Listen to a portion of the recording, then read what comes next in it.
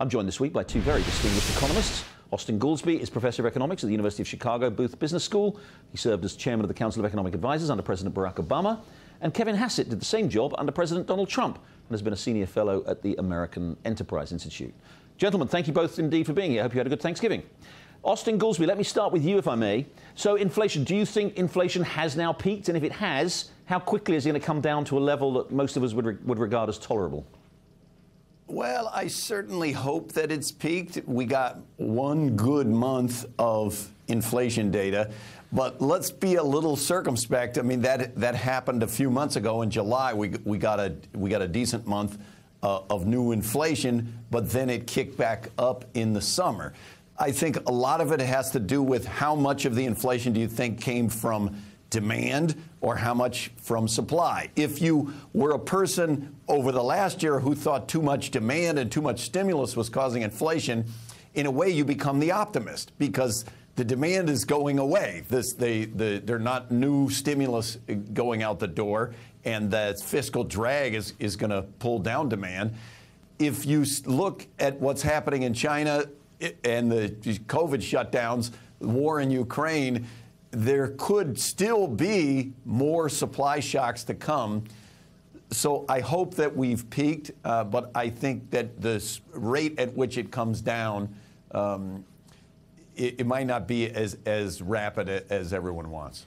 Kevin Hassett, we have seen, we're in a kind of slightly strange situation. We've seen, although the Fed has raised interest rates aggressively this year, consumer spending still seems to be pretty buoyant. The housing market is obviously slowing. Asset markets have had a pretty, financial asset prices have come down significantly this year. Yet consumer spending, is still pretty buoyant, which is still perhaps keeping that demand pressure on prices that Austin's just said has maybe been fading because of the removal of stimulus and the other things we've seen.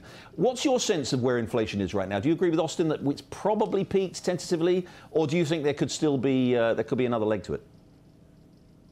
Yeah, I agree with Austin. In fact, it's probably no surprise since Austin and I have known each other since graduate school. But I agree with Austin on this. But I think I have a slightly different story than he does, although maybe he won't disagree. I think that what happened was that we got a demand shock with lots of stimulus, and that created an inflation spike. And since wages lag prices, then real incomes declined, and that started to push us towards recession, which is why we had those couple of negative quarters. What usually happens when you get that spike is that inflation drops to the wage inflation level. So wage inflation is trying to go up to catch up with prices, and prices are sort of heading back down. But when they hit wage inflation, they stay there. And so right now, wage inflation is sort of 5 to 6, and so that's where I expect inflation to settle in. And I think it's going to stay there, sadly, until the unemployment rate goes up a lot and wage inflation pressures abate.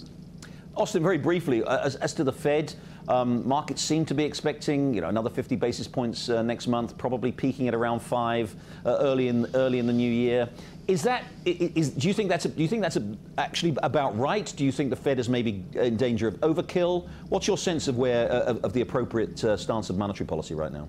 The Fed right now is absolutely data dependent. So anybody saying what the terminal rate is, where the Fed is going to stop, that hinges completely on what happens to inflation.